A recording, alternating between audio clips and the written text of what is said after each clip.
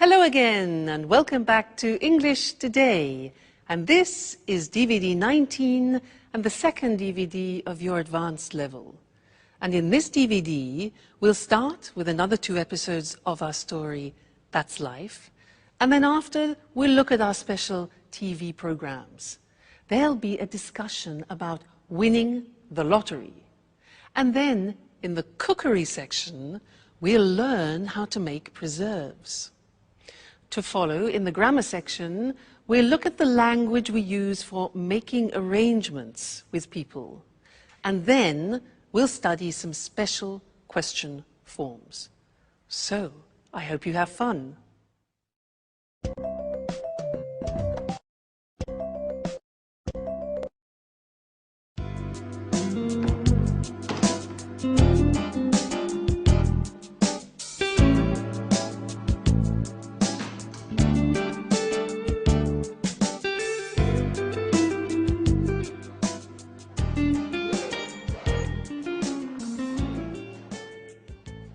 Here we are, home sweet home.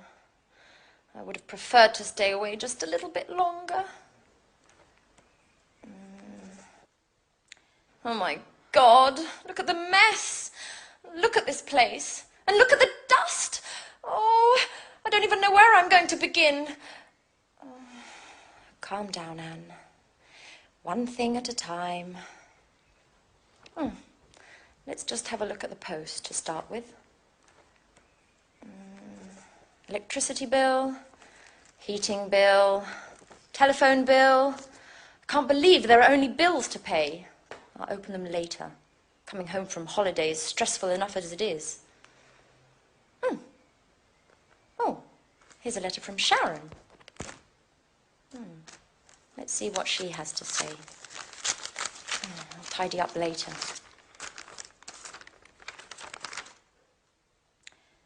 Dear Anne, I would have preferred to say goodbye in person, but you had already left for your trip to Italy. Speaking of which, did you enjoy yourself? Unfortunately, things between me and Jack just haven't worked out. Maybe we rushed everything. Maybe memories with Peter were still too fresh. I don't know. Anyway, living together just became impossible. After thinking about things long and hard, I decided to accept my boss's offer to transfer to Amsterdam, to take charge of the new museum opening. It's a great city. In any case, I need time to get my life in order and, well, I hope everything's fine with you. Don't move. Oh, don't hurt me. There, you'll find all my money there. Just take it and leave. Relax, please. Anne. It's me, Jack. Oh, Jack. Jack. Are you crazy? You scared me half to death. And how did you get in here? Well, I might be living next door, but I still have these. So I can surprise you from time to time. Jack, you'll never change. I was reading a letter from Sharon explaining why she left. If you don't mind, Anne, I'd rather not talk about that. What about you and your Mr. Perfection, Nick? How are you? Well, I realized that things weren't all as perfect as he wanted me to believe, and in any case, if you don't mind, I'd rather not talk about it. Absolutely. Let bygones be bygones. What about a drink to celebrate your homecoming? No, Jack. I've just arrived and I need to unpack and just take a look at the place.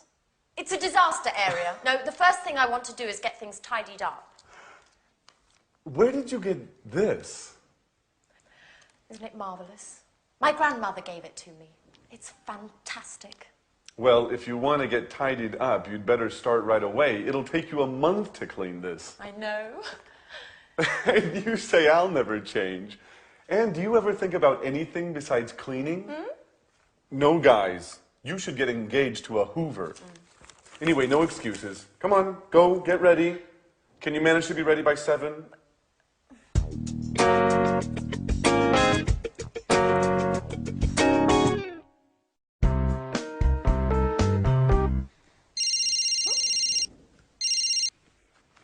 Hello?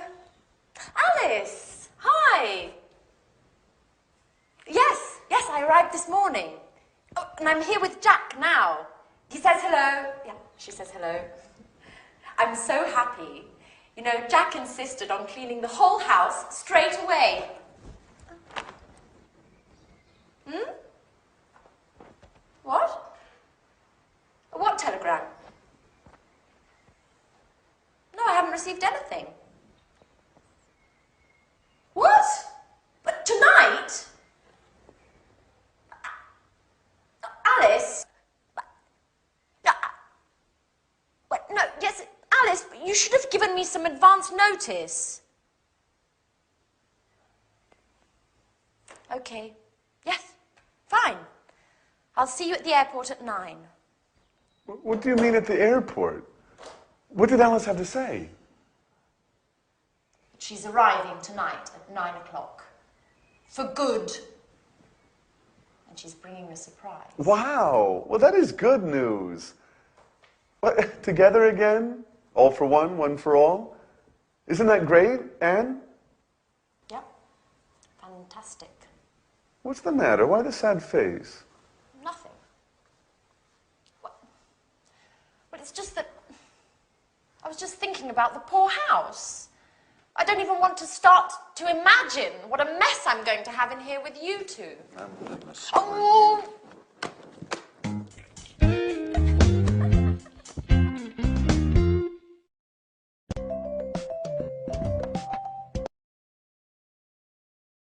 Hello, and welcome back to your live English language TV program. Did you notice in that episode that Jack was trying to invite Anne for a drink, and he was using the language of making arrangements? Well, that's what I want to study with you now in this lesson. And to do that, I want to use the telephone. Now, listen carefully to the conversation that I have, okay? Oh, miracles can happen. Hello? Oh, hi, Jane. How are you? Yeah, fine, thanks. Very well. Well, lots of work at the moment, actually. Yes, I know. I look forward to the weekend, too, just to relax a bit. And how about you? Yeah? Oh, what's going on? Oh, that sounds interesting. When? Friday. Oh, no, not Friday. I've got a concert. Yeah, I got a ticket to a concert on Friday. I can't make it. Well, what about Saturday? What are you up to on Saturday? Oh, really? Sounds interesting. Anyone I know? Oh, really? I haven't seen him for ages. Yes, I'd love to. Okay, well, what sort of time? Yeah, all right. Well, if you want, I can give you a lift. Yeah? Let's say I'll pick you up at about 8-ish. Great. Oh, by the way, what type of clothes? Is it posh? Is it casual? Fine. All right, great, great, great. Well, I really look forward to it. All right then, good. See you then. All right then. Bye. Now, did you notice that was a nice invitation, that? I was using certain phrases which are very common in English when we are making arrangements. And that's what I'd like to look with you now on the screen. All right? Making arrangements. So, first, suggesting an appointment. Now, there are various things we can say in English to suggest an appointment. For example, what are you up to on Friday? Now that's unusual. The verb is to be up to. What are you up to on Friday? So that's a colloquial expression, and it means just simply, what are you doing? What are you up to on Friday? Other expressions, this you already know, we've learnt it. How about, or what about going to the cinema? Remember those? So they are informal. Another possibility is, could you manage a meeting on Friday? This is a bit more formal. Manage means organize. It's a word we use very often. Okay? Could you manage a meeting on Friday? Another possibility is, do you think we could meet up? Do you think we could meet up, which means get together? And also, I wonder if we could go. For example, I wonder if we could go to a show together. I wonder. So, wonder is a word which we use, and it's talking about thinking something over. All right? So, those are different ways of suggesting an appointment. Now, usually, when somebody suggests an appointment, you have to look in your diary. Now, remember, we say diary in English, we don't say an agenda. Okay, so you look in your diary to see what your availability is. And you can say, for example, on the phone, you say, just a minute, I'll have a look. I'll have a look in my diary. Or you could say, let me just look in my diary. Two very common expressions. Now remember, alternative words for diary are an organizer or a day planner. These are words which are often used. Day planner and organizer. All right? Good. Now we have to talk about a time. So you could ask, are you free at 8 o'clock, for example? Or could you manage, you notice manage again, organize. Could you manage Tuesday? Or would Friday at 5 suit you? Now look at the spelling of that. S-U-I-T. We don't say suit. We say suit. And suit is very common. It means to be convenient. So would Friday at 5 suit you? Another very common one is, could you make it? Could you make it on Monday, which means could you organize yourself? Could you make it on Monday? Or another possibility is, when would you be available? Available. More formal, when would you be available? All right?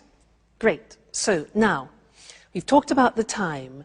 If you want to reject, say no to a suggestion and an arrangement, these are the possibilities. You can say, I'm sorry, I'm booked up on Friday. Now, booked up means that your agenda is full, okay? So I'm booked up, my agenda is full, my diary is full, my day planner is full, okay? So, you can also say, I'm afraid I'm busy on Friday. I'm afraid. Now, I'm afraid means unfortunately. It's the same meaning. Unfortunately, I'm busy on Friday. All right? Or unfortunately, I can't make it, which is what we've used before. Great. Now, if you want to accept the suggestion, you can say, I'd love to, which is something we learned in socializing. I'd love to, or that'd be great. That'd be great. That would be great. And the last thing is to confirm the arrangement. So here you can say, fine, so that's Wednesday at 7 o'clock in your office. Notice we say, so that's Wednesday at 7 o'clock in your office. So that's. Good. I'll see you later then is less formal. And more formal, I look forward to seeing you on Friday. Remember, we've learned that expression too. I look forward to seeing you on Friday. Very common. All right, so that's all the language of making arrangements. And I look forward to seeing you again in our next lesson. So until then, goodbye.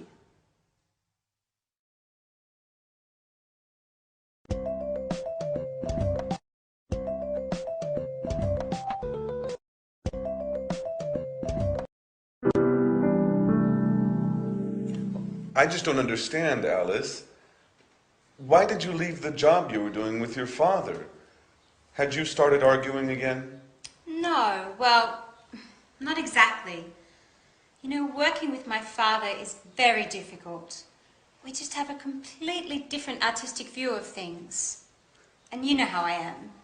After a bit, I just get bored of doing the same things. I need new horizons. Well, what's wrong with working on a set? Wasn't it satisfying enough? Sure, of course. You know, in the long run, even the most satisfying things can get boring. And, of course, I met Edward. By the way, Edward is a Scorpio. Ooh, that's really interesting. Have you noticed what a magnetic look he has about him? Well, it's kind of hard to see his eyes from behind that camera. I wonder if he ever puts it down. Does he take it to bed with him? Stop! No, no. It's not going to work like that. You guys aren't acting naturally at all. You're too stiff. You look like statues. What we need here is expression, involvement, passion. Come on, let's do another take of that last scene. Which scene makes us look stiff? We're simply talking here, Edward. That's what I mean. Do it well. Let your inner self flow. Express your fears, your hidden desires. You, and yes, you are in love with Jack, aren't you? Don't be afraid.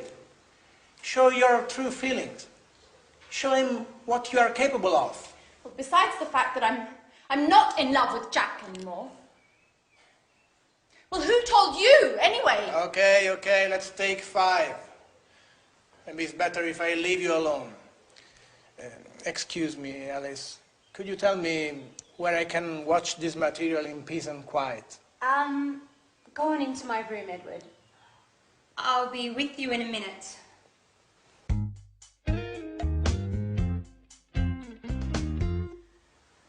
Okay, Alice.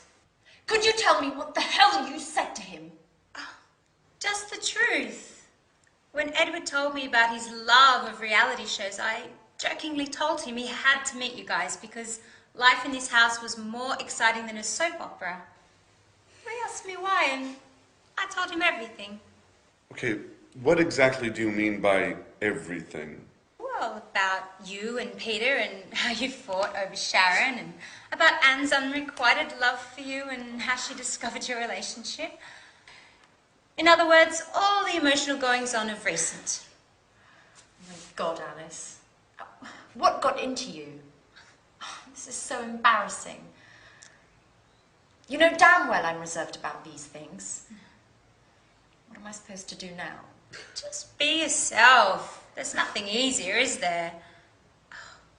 What's the matter? Nothing's the matter for you, that's for sure. We're the ones that end up looking ridiculous. Just for the record, what is Edward planning to do with all of this interesting material? What does he do for a living? Edward is a director, a great director. And as far as your other question is concerned, that's a surprise. I can't say anything yet. At any rate, you'll find out soon. My God, Alice. Your surprises are starting to trouble me.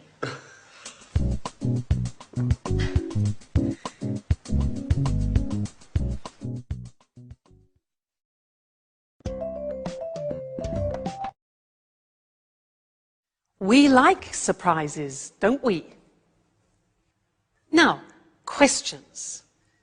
In this lesson, I want to do some revision of questions, and I want to do a quiz with you. And I want to ask you some special questions, those unusual questions in English. And I want you to try and find the correct answer by understanding the real meaning of the question. Let me give you an example.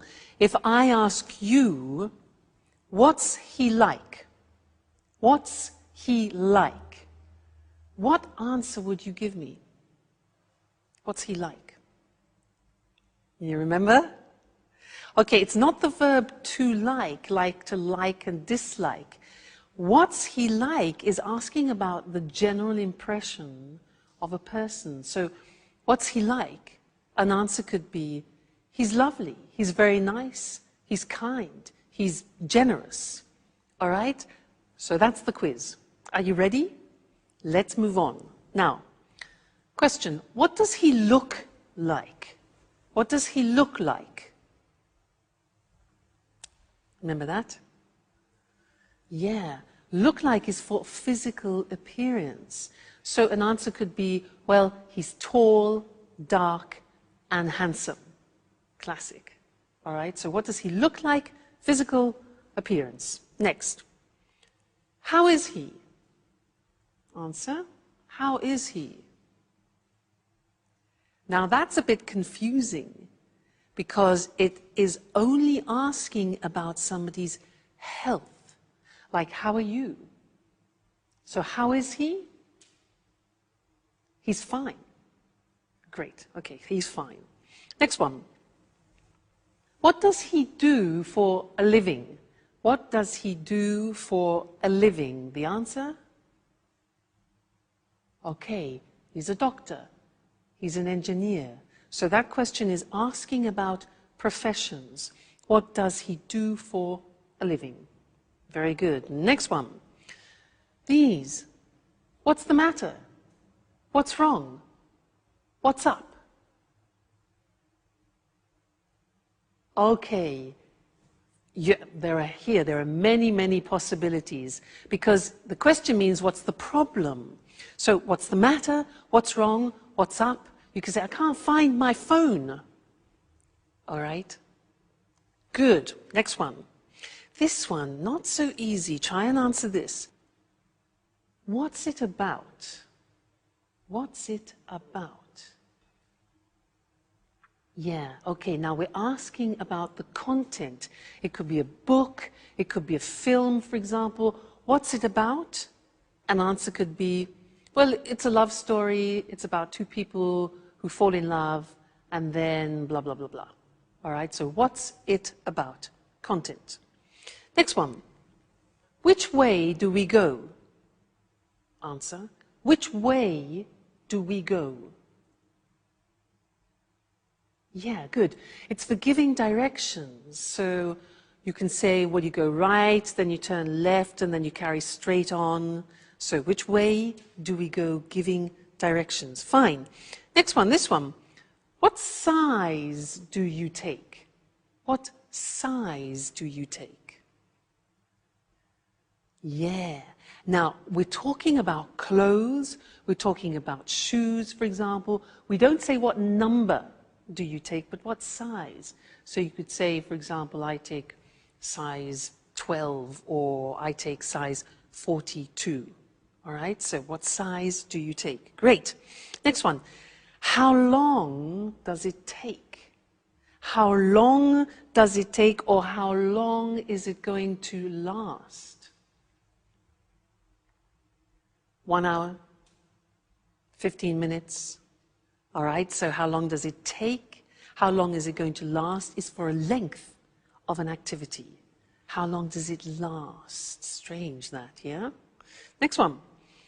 This is difficult. Do you know this? If I say to you, well, what do you reckon? What do you reckon? Do you know that? It's very, very, very familiar language. Reckon is the same in English as what do you think? What do you reckon? What do you think? Good. Next one. What's it made of? What's it made of? If I show you this, what's it made of? Plastic.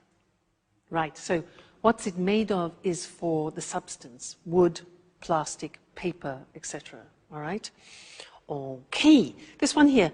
How do you want your steak done? How do you want your steak done? 3 possibilities in the answer.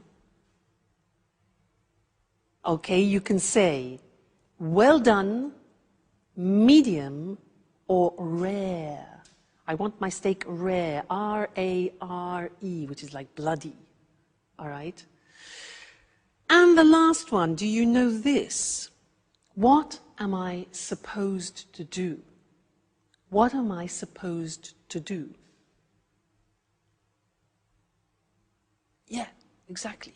You're supposed to go to bed now. Now, this is asking for advice. It's like saying, what should I do? It's exactly the same meaning. Great.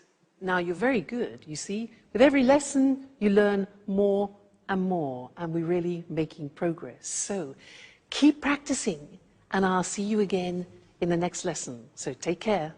Bye.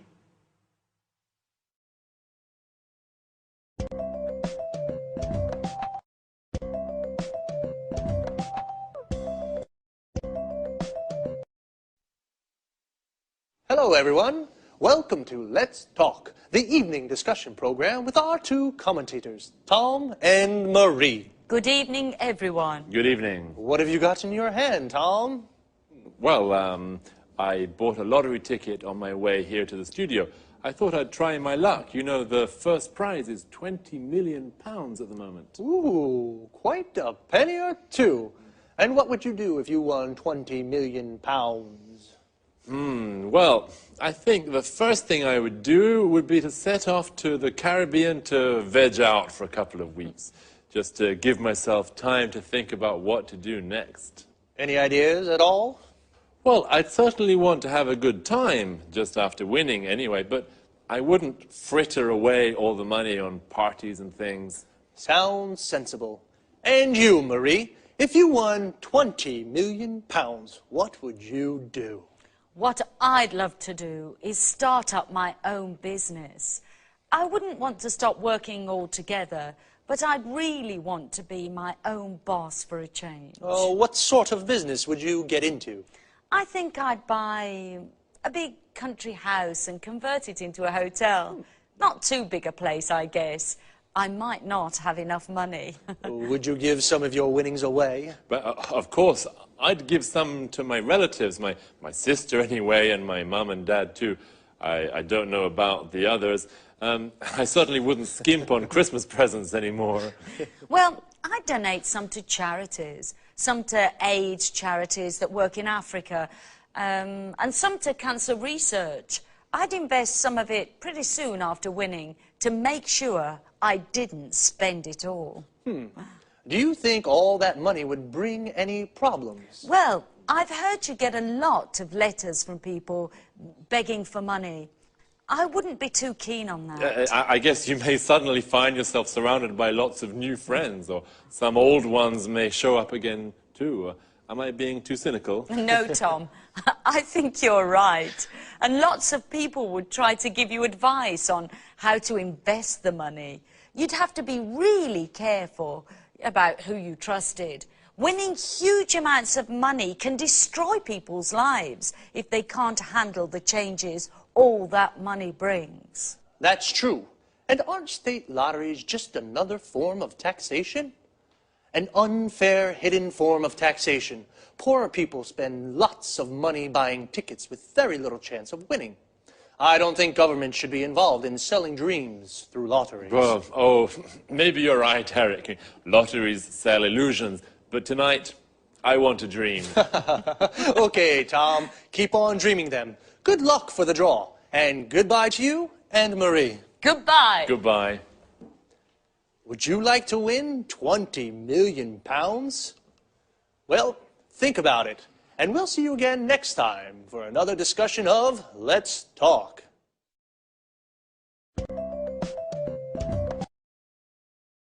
Well, what would you do with £20 million? Would you set off for the Caribbean, like Tom? We say set off for a destination. This means to start a journey. He would veg out for a few weeks to think. To veg out means to relax completely. It's an informal expression. It would be a shame to fritter away the money. To fritter away means to waste. If you fritter away money, you spend it on useless things. Would you keep on working? To keep on doing something means to continue doing something. So, keep on working means continue working. Or would you stop working altogether? If you stop doing something altogether, it means you stop completely. I would start up my own business like Marie. To start up means to create. To start up a business means you create a new business. I'd like to be my own boss. This means work for myself. Are you your own boss, or do you work for someone? Would you like to start up a business? What would you get into? To get into something means become involved in something. I'd probably start up a record shop. I'd like to get into the music business. I'd probably donate some money to charity. Donate to charity means give to charity. Would you donate any of your winnings? Your winnings is the money you win. I guess, though, unexpected people may show up if you suddenly won so much money. To show up means to arrive. And as Marie said, lots of people may start begging for money. When you beg for something, you ask for it desperately. Perhaps I'll try my luck and buy a ticket too. See you next week, or if you don't see me, then it means I've won. Bye.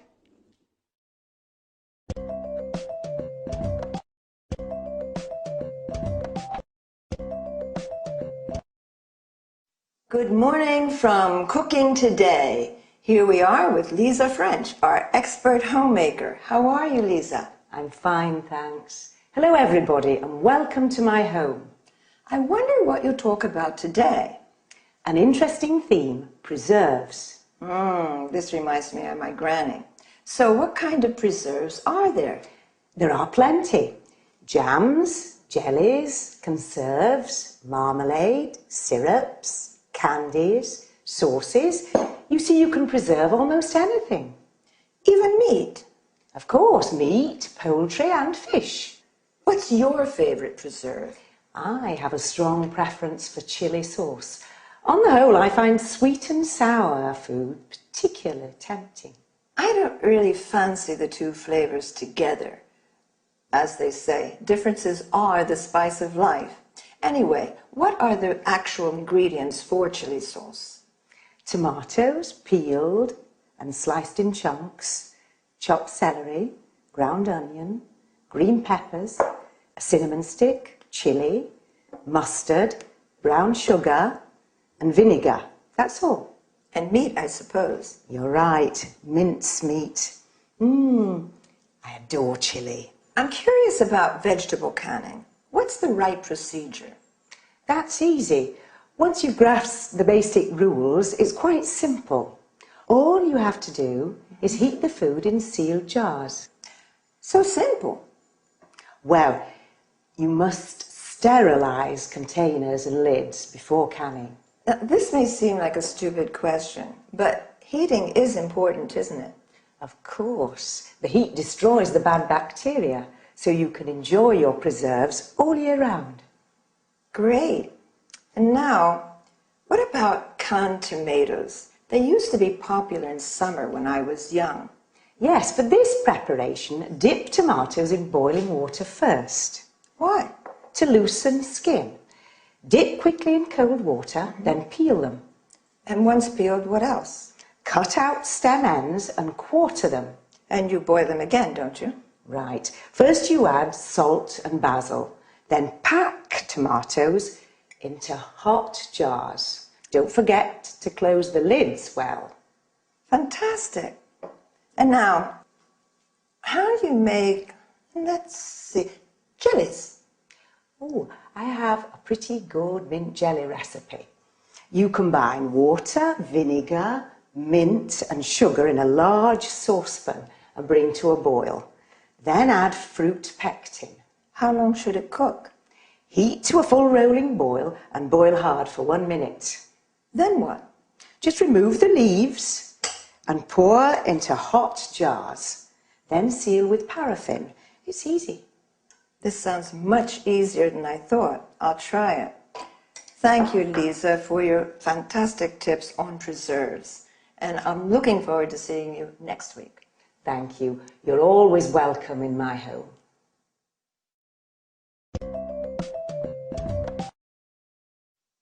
Let's look at the language of the dialogue.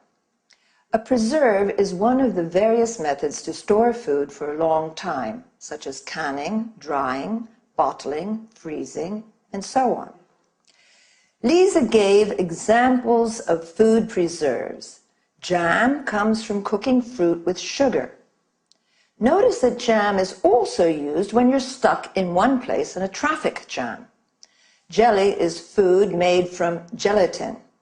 Well, not only food. Even your legs can be wobbly like jelly when you're afraid. Marmalade is jam made from oranges, while conserve is jam containing large pieces of fruit. Syrup is made from fruit pulp, sugar, and water. And candy is fruit cut into small pieces and boiled with sugar and dried. In the US, candy means sweets in general. And finally, a sauce is made from fruit or vegetables boiled into a thick liquid. The adjective saucy is used to mean also impertinent person. When you make preserves, make sure you have sterilized jars and check if the lids are well sealed. Canning is also used to mean the same technique, but a can is made of metal. Lisa said that sweet and sour is her favorite flavor. This is typical of Chinese cooking, where dishes can be sweet and sharp due to the addition of vinegar. Then, talking about food preparation, Lisa used chop, which means to cut into small pieces or chunks. Slice, that is, cutting into flat pieces. Grind, which means to cut into fine powder, as with coffee and pepper, and quarter, cutting into quarters, for example, an apple or a tomato. Then, regarding boiling, we say bring to a boil, or to a full rolling boil, or boil hard. I finished for today. Look after yourselves. Bye.